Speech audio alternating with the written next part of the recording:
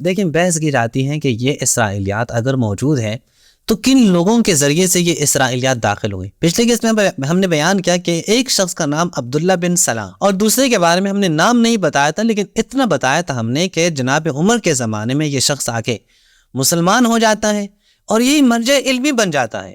یعنی مجھے اس پہ بہت تعجب ہے کہ کیوں لوگوں نے وہ صحابہ کہ جن کے پاس علم ہے، بلکہ وہ صحابی موجود ہے وہاں پہ، وہ صحابی موجود ہیں کہ جو مدینۃ العلم کے باب شمار کیے جاتے ہیں، کیوں لوگ ان کو چھوڑ کر اس یہودی کے پاس جاتے ہیں اور اس سے ہی انبیاء کے قصے جو ہے وہ پوچھتے ہیں، اس سے سنتے ہیں. حالانکہ رسول خدا کی واضح حدیث بھی موجود ہے کہ لا تسألوا اہل الکتاب عن شیء، اہل کتاب سے کسی شے کے بارے میں سوال نہ کر. یہ میرے لیے تعجب ہے، اور اگر میں آپ کو بتا دوں آپ کے لیے تعجب نہ ہو جائے تو پھر آپ دوبارہ اس کے اوپر نظر ثانی کریں، دیکھ لیں کہ یہ بات کیسے ہو سکتی ہے کہ کیوں اسلامی معاشرہ اتنا زوال کا شکار ہو جاتا ہے کہ ابھی رسول خدا گئے تقریباً کچھ سال ہی ہوئے، لیکن اسلامی معاشرہ جا کے ایک یہودی، سابقہ یہودی، اسے بٹھا دیتے ہیں، اسے کیسے کہانیاں پوچھتے ہیں. میرے بھائیوں، بلکہ صحابہ باقاعدہ اس یہودی کے شاگردی اختیار کر، جس کا نام کعب الاحبار ہے. کعب الاحبار ایک تابعی شمار کیا جاتا ہے اہل سنت کے، اور اہل سنت کے ہاں اس کے بہت سارے فضائل، بہت سارے مناقب ہیں.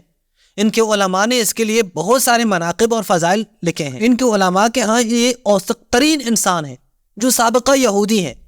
یہ یہودی شخص مدینے میں بیٹھتا ہے اور صحابہ اس کی شاگردی اختیار کرتے ہیں، حتیٰ کہ اتنا بڑا نام کہ جس نے 5000 سے زیادہ احادیث اہل سنت کو دی ہیں، اس کا نام بھی اس یہودی کے شاگردوں میں سے آتا ہے. جناب ابو ہریرہ وہ اس کے پاس جاتے تھے اور اس سے روایات لیتے تھے. اور پھر اس سے بھی زیادہ جو زیادہ ہی افسوسناک بات ہے، وہ جو مجھے آج کرنی پڑتی ہے، وہ یہ ہے کہ جناب ابو ہریرہ اس سے روایات سنتے تھے، اس سے حدیثیں سنتے تھے، پھر وہ اختلاط کے شکار ہو جاتے تھے.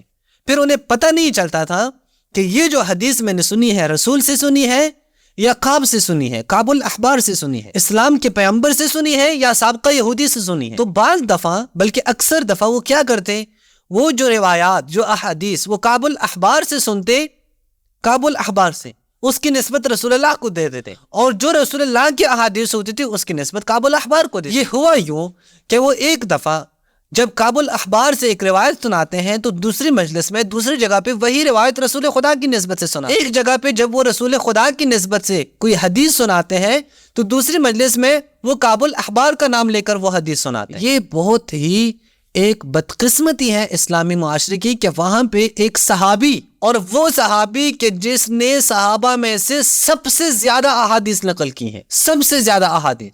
یعنی آپ دیکھیں کہ زیادہ تر اہل سنت کے ہاں جو اسلامک لٹریچر ہے وہ اسی صحابی سے ہے.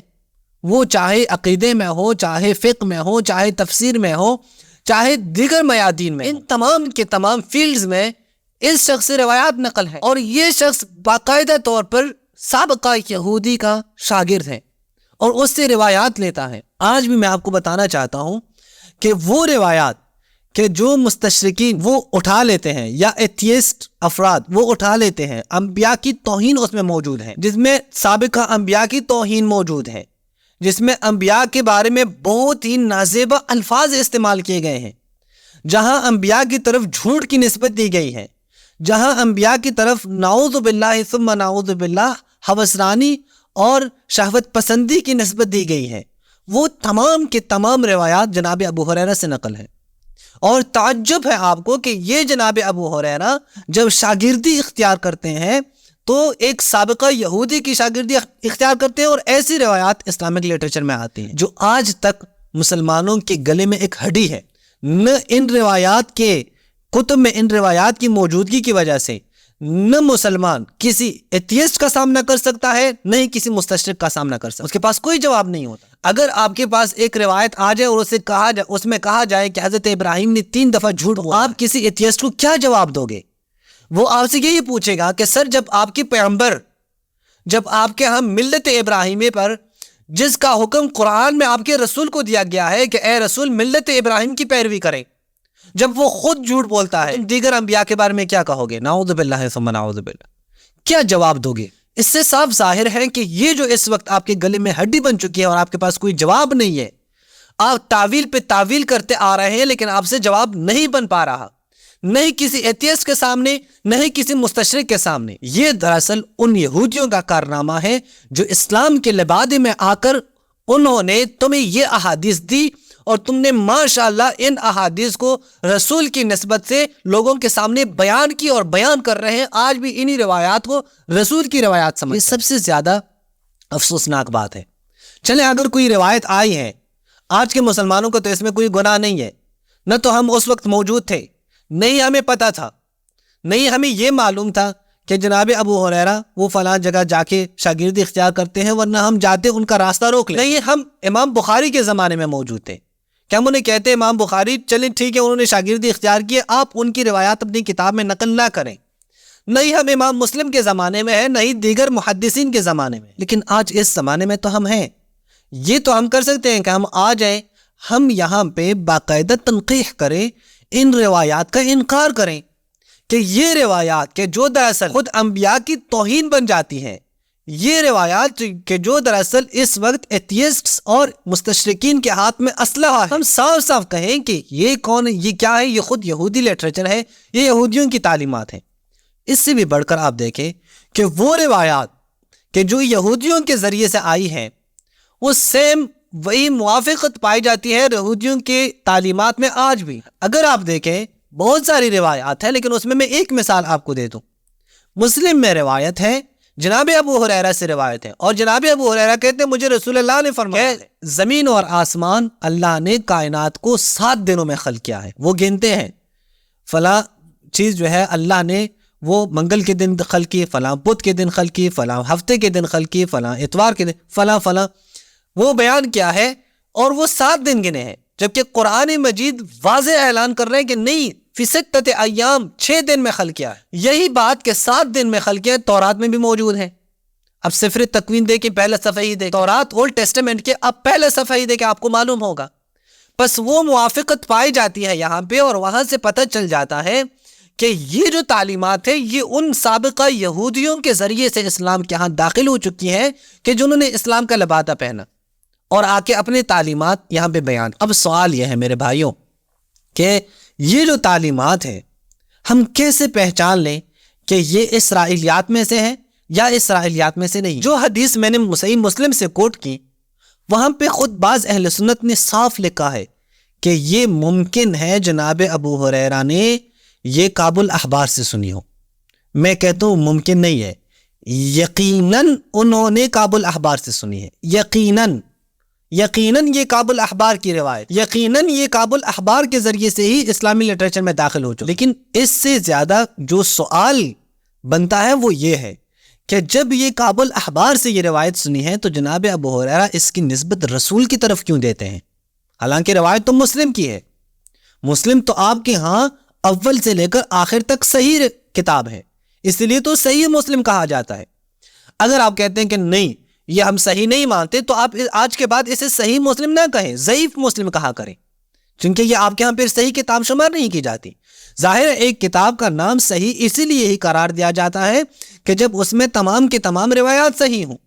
اب سوال یہ ہے کہ کیسے ہم پہچان لیں کہ یہ روایات اسرائیلیات میں سے ہیں اور یہ روایات اسرائیلیات میں سے نہیں ہیں؟ یہ ایک بڑا سوال ہے کہ اس سوال کو ہمیں حل کرنا ہوگا، اور جب تک حل نہ کریں اس وقت تک ہم آگے نہیں جا سکتے، اسلام کا پیغام نہیں پہنچا سکتے۔ میرے بھائیوں، شیعہ سنی مسئلے سے دور ہو جائیں، اور اسلام کے بارے میں اگر ہم سوچیں تب بھی آپ کو ماننا ہوگا کہ یہ جو روایات ہیں کہ جہاں انبیاء کی توہین ہے، نبی سب کے نبی ہیں، انبیاء سب کے انبیاء ہیں، چاہے وہ شیعہ ہوں چاہے وہ سنی ہوں، سب دعویٰ کرتے ہیں کہ یہ انبیاء ہمارے ہیں، تو دونوں کی رسپانسبلٹی بنتی ہے، دونوں کی ذمہ داری بنتی ہے کہ وہ روایات کہ جو انبیاء کی توہین کے اوپر مشتمل ہوں ان کے بارے میں صاف موقف واضح کریں۔ اب یہاں پہ اہل سنت نے ایک جواب دیا ہے۔ جواب کیا دیا ہے؟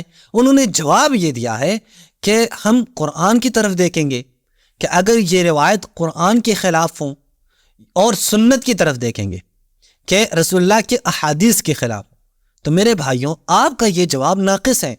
ناقص اس لیے ہے کہ جو آپ کے پاس روایات اسرائیلیات سے آئی ہیں وہ روایات تو باقاعدہ کہا گیا ہے کہ رسول نے بیان کیا. اب رسول ہی کے نام سے یہ روایات موجود ہیں تو سنت اور حدیث کیسے آپ کے ہم معیار قرار پائے گی؟ جب خود حدیث مورد نزاع ہے، جب خود روایت حدیث جو رسول کا نام لے کر نقل کی گئی وہ مورد نزاع ہے، اس کے بارے میں ہی آپ سے فیصلہ لینا ہے. آپ کیسے اس کے لیے معیار اور مقیاس، قیاس، وہ معیار اور میزان وہ کیسے رسول اللہ کے احادیث قرار دیتے ہیں؟ یہ سب سے بڑا سوال ہے. اچھا، پھر بالخصوص یہ کہ جب یہ روایت جو متنازع روایات ہے، جو زیر سوال آتے ہیں، جب آپ کے صحیحین میں موجود ہیں. میں نے یہ جو مسلم کی روایت پڑھی ہے صرف ایک جو ہے مثال دی ہے، ورنہ کئی مثالیں اس کے اوپر موجود ہیں کہ انشاءاللہ ہم جو نیکسٹ ہمارے ہاں ہم انشاءاللہ جو نیکسٹ قسطیں آپ کے خدمت میں بیان کریں گے اس میں ایک ایک مثال انشاءاللہ ہم لائیں گے، آپ کو دکھا دیں گے کہ یہ وہی اسرائیلیات ہیں، اسرائیلیات کے علاوہ کچھ بھی نہیں ہے. تو یہ آپ کیسے معیار قرار دیں گے؟ کیا آپ حدیث رسول کو معیار قرار دیں؟ حالانکہ آپ کے صحیحین میں بخاری مسلم بھری ہوئی ہے اسرائیلیات سے. بخاری مسلم میں ایسے راوی متواترن یعنی کئی ایسے راوی موجود ہیں کہ جو سابقہ یہودی تھے پھر مسلمان ہوئے، انہوں نے روایات بیان کی ہیں. کیسے ہم جان لیں گے کہ کون سی روایت اسرائیلیات میں سے ہے اور کون سی روایت اسرائیلیات میں سے نہیں ہے؟ اچھا، ایک سوال جو اس سے بھی بڑھ کر بنتا ہے، کیا شیعہ کتابیں اسرائیلیات سے پاک ہیں یا شیعہ کتابوں میں بھی اسرائیلیات ہیں؟ اس کا جواب انشاءاللہ ہم نیکسٹ کلپ میں آپ کو دیں گے. ہمارے ساتھ رہیے گا. والسلام علیکم ورحمۃ اللہ وبرکاتہ.